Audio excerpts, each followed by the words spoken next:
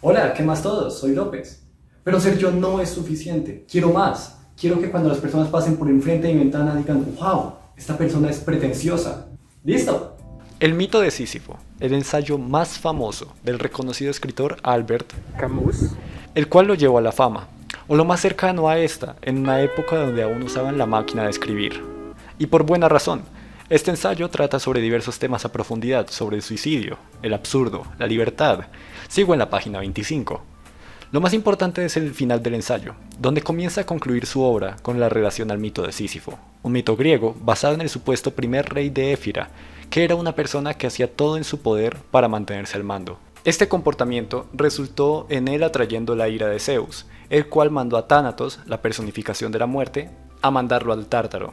Sísifo, con su astucia, logra engañar a la muerte, encadenando a Tánatos al pedirle que le enseñaran cómo funcionaban las cadenas que originalmente eran para él. La muerte estuvo atrapada así hasta que Ares, el dios de la guerra, se cansa de la futilidad de sus guerras y masacres, que resultaban en ninguna muerte porque Tánatos no estaba para guiar a las almas mortales al inframundo.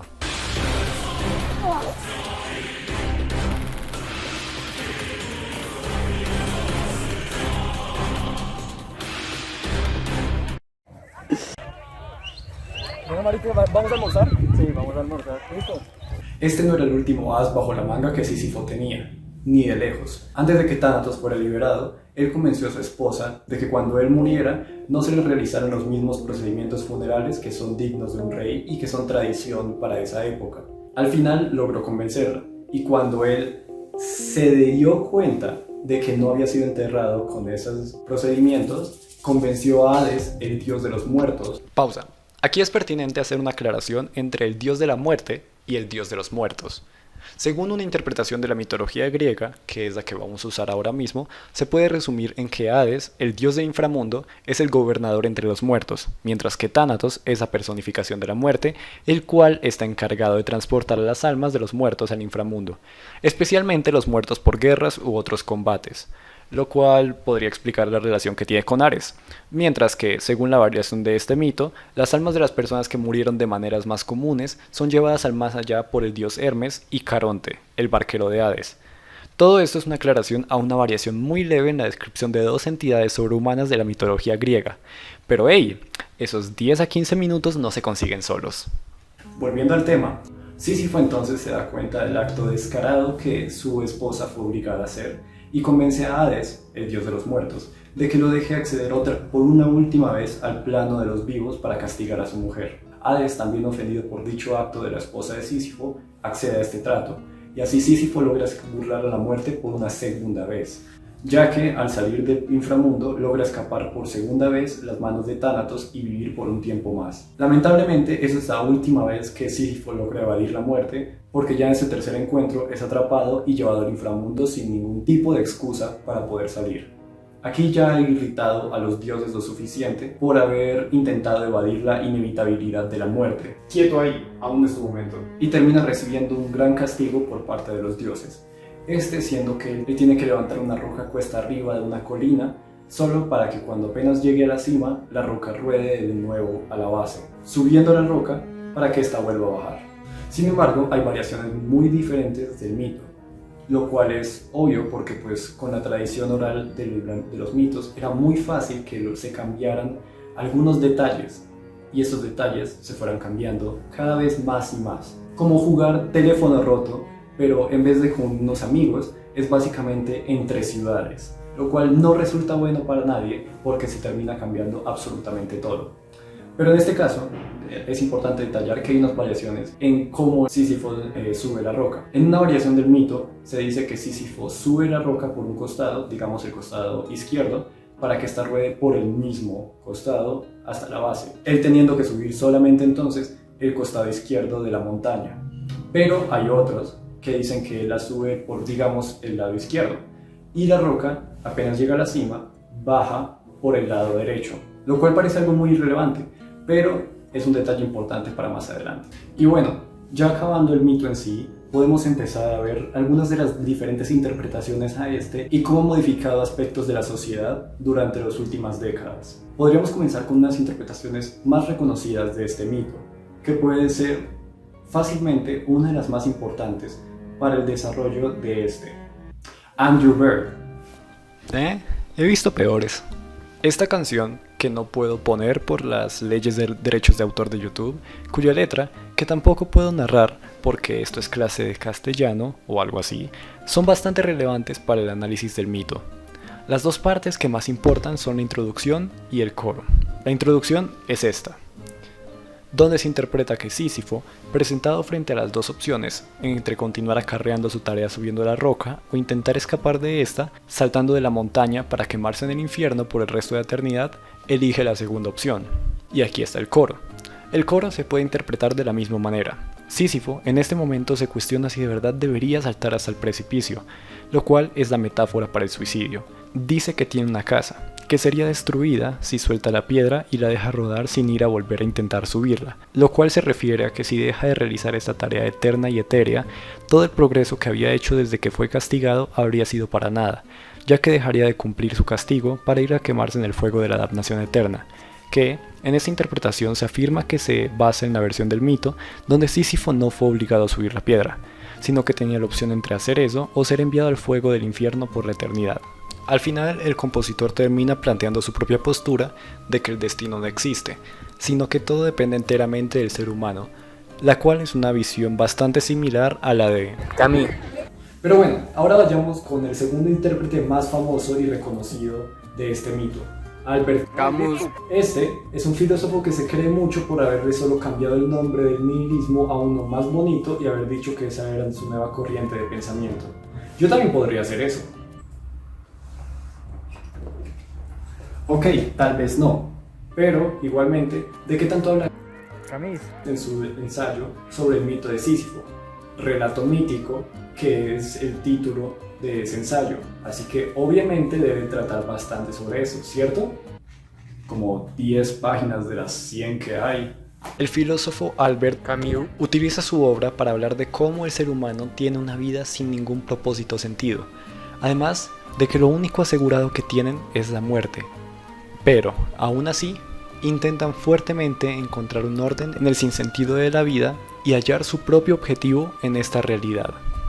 Aquí se puede ver ya la diferencia entre su interpretación del mito con la de Andrew Bird, ya que dice que el primer paso que el humano tiene que hacer es aceptar la absurdidad de la vida, y Sísifo hace esto.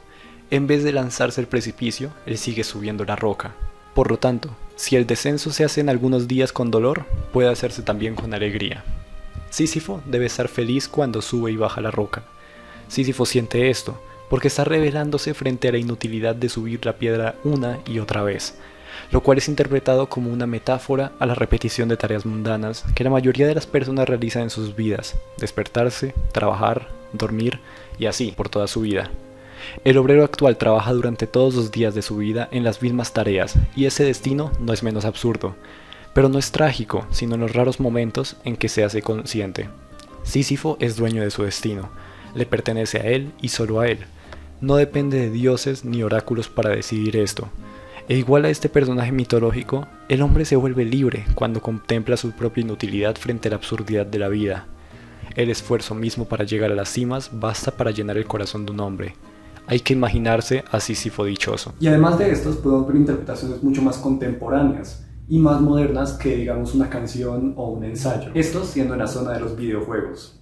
Hades es un videojuego cuya trama se desarrolla en el inframundo, donde Zagreo, el hijo de Hades, aunque también en otras versiones es el mismo Dionisio pero reencarnado, intenta escapar del inframundo. La trama de este juego no es importante para nosotros ahora mismo, pero lo que sí nos interesa es que Sísifo es un personaje de este juego, con el que Zagreo, el personaje principal, interactúa suficientes veces para poder ver lo que esta encarnación del rey castigado de Éfira piensa en su maldición. Sísifo cree que este castigo no es tan malo, incluso disfruta de estar en forma por siempre hacer ejercicio, y afirma que el castigo que le fue impuesto no es tan malo, comparándolo incluso con el de Prometeo, que tiene su hígado devorado cada día. Además de esto, dice que aunque sí, ha intentado ya 9000 veces llevar la piedra a la cima, solo para que ésta cayera ya casi llegando al final, hasta perder la cuenta de las veces que lo ha intentado, pero está seguro de que algún día, en algún momento, logrará llevarla hasta la cima de la montaña, y eso es lo que lo mantiene intentando una y otra vez. Incluso termina volviéndose amigo de su roca llamándola Goldie, Díganme que es una mejor caracterización de este personaje que existe. Y bueno, para terminar, vamos a describir una última interpretación de la obra. Pero, para hacer las cosas más interesantes, lo voy a hacer a tipo de rifa, sacando de aquí algún papel con algún nombre de una interpretación.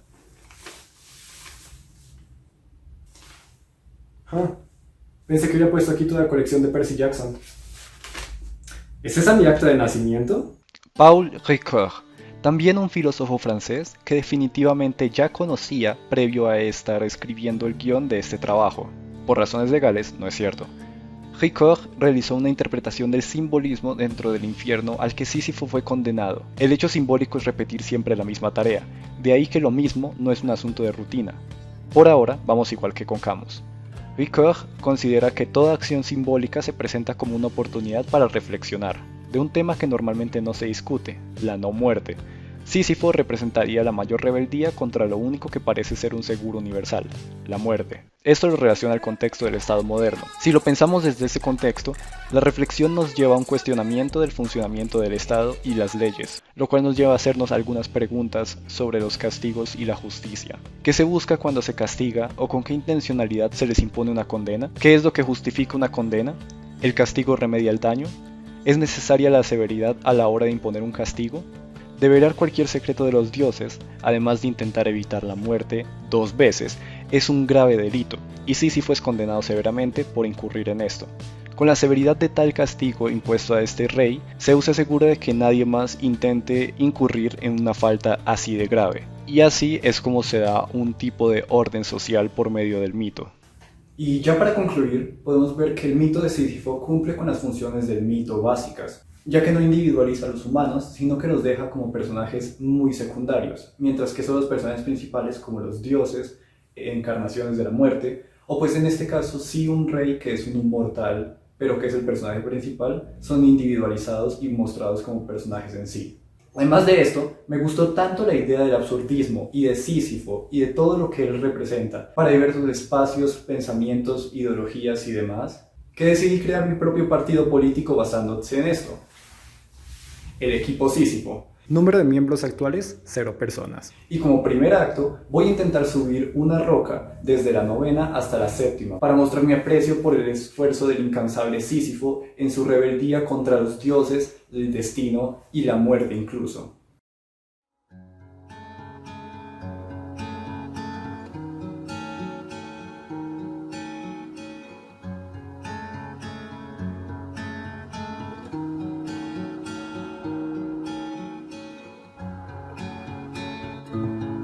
¿Listo? ¿Listo? ¿Listo? ¿Listo? ¿Listo?